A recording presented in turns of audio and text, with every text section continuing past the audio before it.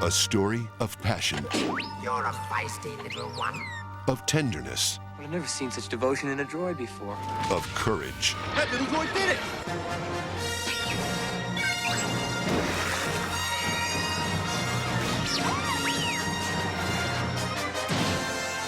This fall, Lucasfilm Limited takes you beyond the mystery, When I saw him, I said, this guy's perfect. You know, I hope he speaks English. behind the facade. He and I have been at odds, and there's actually a lawsuit pending, so a lot of this I can't talk about. R2-D2, beneath the dome. Emerging from a past shrouded in mystery, R2-D2 burst into the American consciousness with his star-making role in Star Wars: A New Hope. He was actually at the University of Arizona trying to study theater. He had taken a couple classes, but mostly he was working as an ashcan. He was doing an amazing production in A Christmas Carol. He was Tiny Tim. I think he had played in some of the early clubs during the early 60s in England. He trained with the June Taylor dancers years ago, and he was just, you know, he's a hoofer. I'm not real sure that accent is like the real deal. You know, I mean, homeboy is probably like from Detroit or somewhere. I'd heard that he was doing some experimental dance.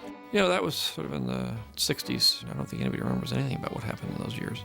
When we were starting, he was a sweet young droid and very anxious to please. He'd go and get you coffee or something. We actually tried to get him, R2-D2, in The Godfather. If I remember correctly, he wanted him for the Michael Corleone role.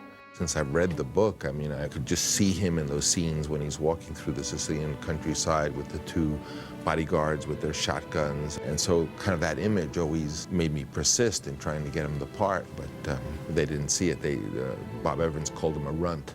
Though The Godfather slipped through his grasp, Star Wars made R2 an international star. Still, he yearned for more. I think he really wanted to be in the Indiana Jones series. So as soon as he heard that Stephen and I were doing something, he immediately said, you know, can I have the lead in this? One day in the prop department, we found him and he had the hat and the whip. Well, as an actor, you have to understand that R2 is limited. He used to say he would like to have been a Shakespearean actor. He could carry a spear.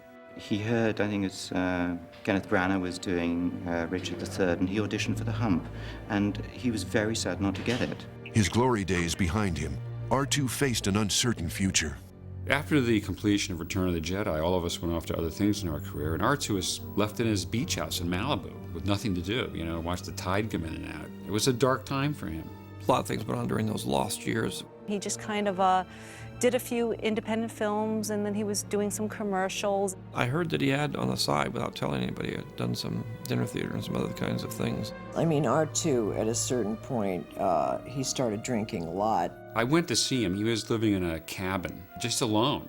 Didn't take care of himself. He was rusty. He had let his hair grow. He is somebody that I felt could have benefited very much from Prozac.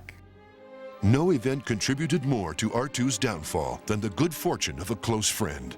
I know very well that Rick and R2 were friends at one point. They used to hang out together and party together. But after Rick's Academy Award, R2 didn't talk about him anymore. Well, we haven't spoken in a long time, and I'm not surprised that he was unhappy that I won, because he and I have been at odds. You know, he's a keen follower of the Academy Awards. I don't think he's an actor. I think he's a personality. Notice that no one else hires him.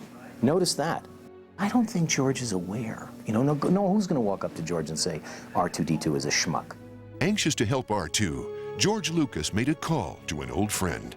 At one point, George asked me, you know, is there a place for him in Private Ryan? And for a while, I considered making him a beach obstacle. Ironically, it would take the return of the Star Wars series to resurrect R2's career. When we came back to do The Phantom Menace, he was very excited to be a part of it. It wasn't until we actually started shooting that he started to act up. There's been rumour that he likes to drink, I think, so sometimes the dialogue comes out, oh, just backwards, you know. The other day he had a line with Obi-Wan, right, and he was meant to say, right, Yeah. and instead he said, and thought that, like, none of us would know it. You don't talk droid, do you? He's always on the phone with his agent, like, between scenes and stuff, and he's always talking about what he's doing next. When it's his close-up, you know, I give him my full performance, and then when it's my close-up, he just reads it from a little page, and it affects my work. It's when the girls started coming around. It's these girls, man, in these short dresses and these tight clothes, man. It's like something he hadn't been exposed to. He certainly doesn't have any problem attracting them, so there must be something there. I guess it's just the way he looks. I can't deny that he's a good-looking robot. This fall, there's only one place to experience the genius. R2 is a brilliant actor. His timing is impeccable. He's like a machine. Feel the anguish. When you're at crotch height, it's hard to make a good impression. Discover the truth. His success has gone to his dome, I think. In an exclusive multi-part documentary available only at StarWars.com. R2-D2, Beneath the Dome.